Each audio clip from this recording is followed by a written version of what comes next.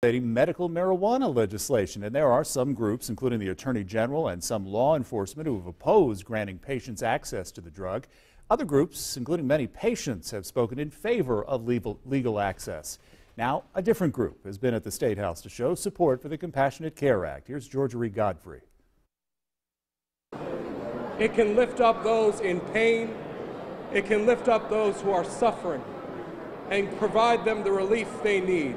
An interfaith group of medical marijuana supporters came together Wednesday morning to explain why they're hoping the Compassionate Care Act passes.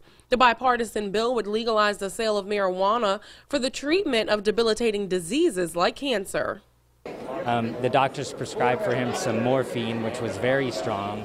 It's not what you would normally take. We weren't doing this recreationally. He was dying, and this was the best thing they could come up with. The group says allowing people to alleviate the pain and illness often associated with these diseases aligns with the teachings of their faith. Christ was always moved to compassion. One instance he says, I saw them as sheep without shepherd. But he was always looking at the people and being concerned about their plight, what was bothering them, what was ailing them. Members of the clergy are also hoping the Compassionate Care Act helps offset opioid addiction in the state. I had a kid out of Horry County, 18 years old, playing football, got hurt Friday. They put him on opioids that Monday.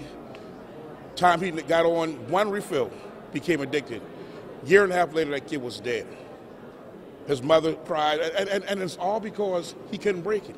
The Compassionate Care Act sets very strict criteria for the prescribing and usage of medical marijuana. The bill recently passed out of a Senate medical subcommittee. In Columbia, Georgia Godfrey, 7 News. The act itself is actually a few dozen pages long, and there are a lot of specific guidelines, qualifications, who could prescribe the drug, how dispensaries would operate, and who could be employed in them.